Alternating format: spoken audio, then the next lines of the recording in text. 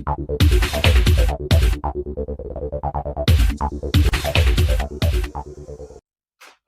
नमस्कार. नमस्कार. आज आपण जिल्हा परिषदेच्या आणि पंचायत समितीच्या निवडणुकांच्या संदर्भाने आज चर्चा करणार आहोत. या चर्चेमध्ये भादरपुरा हे गाव फार मोठं गाव असल्या कारणाने आपल्या नावाची इथे या ठिकाणी चर्चा होते. तर आपण मतदारांना तुमचा मानस काय सांगणार आहात?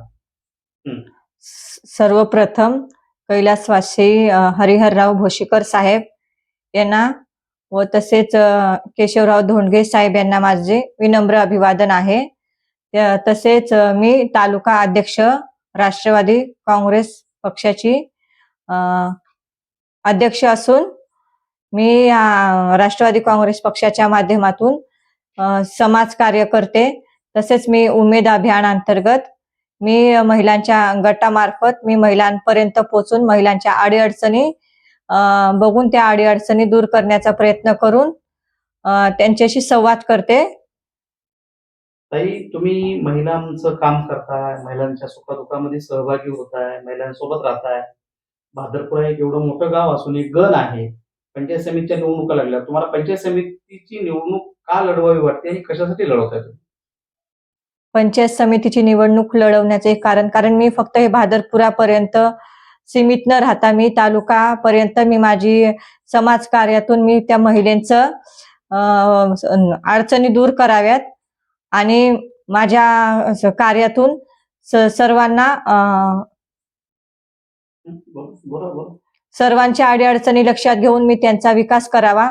तसेच वेगवेगळ्या महिलांना मी व्यावसायिकरित्या मार्गदर्शन करून त्यांना वेगवेगळे व्यवसाय देऊन रोजगार त्यांना मिळवून देवा.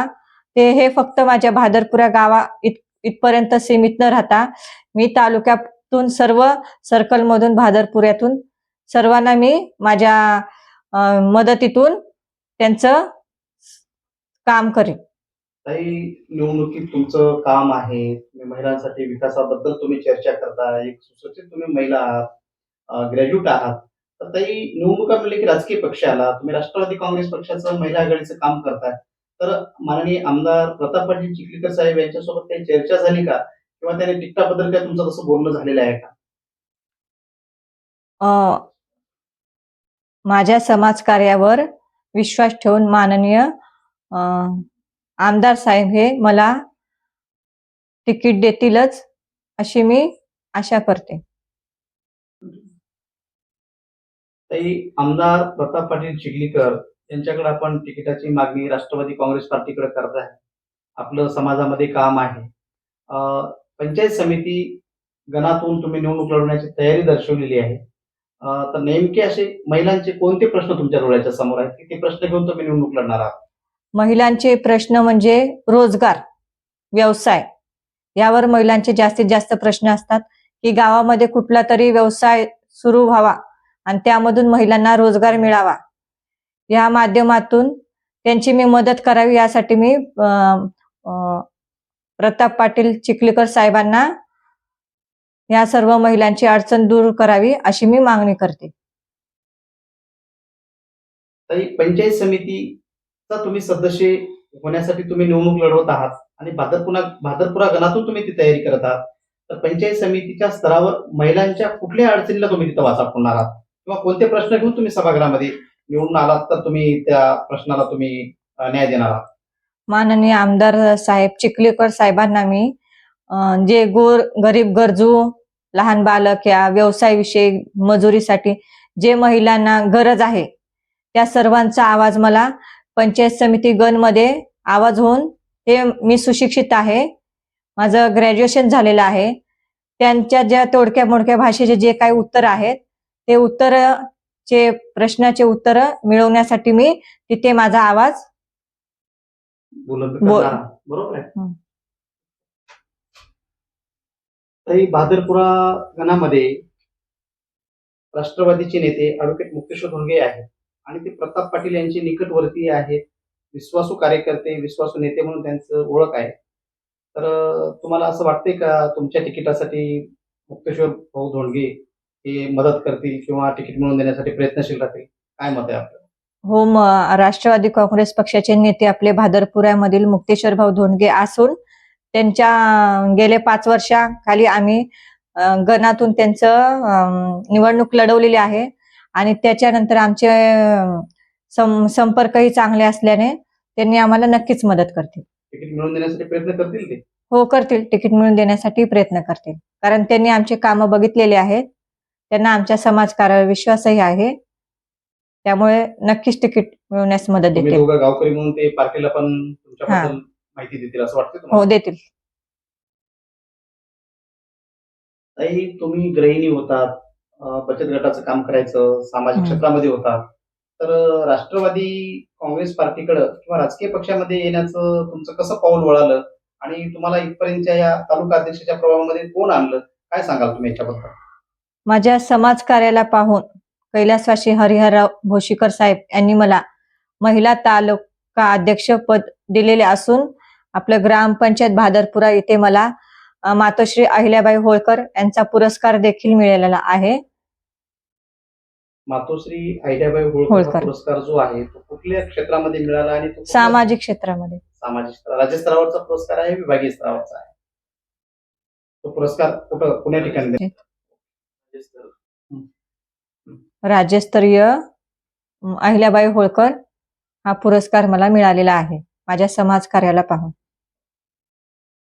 ताई, हा निवडणुकीचा काळ आहे, मग तिकिटाची परिस्थिती अशी आहे, तर तिकीट जर तुम्हाला धर्मकर्म संयोगानं राष्ट्रवादी काँग्रेस पार्टीचं भेटलं नाही तर आपली काय भूमिका असेल भविष्यातली?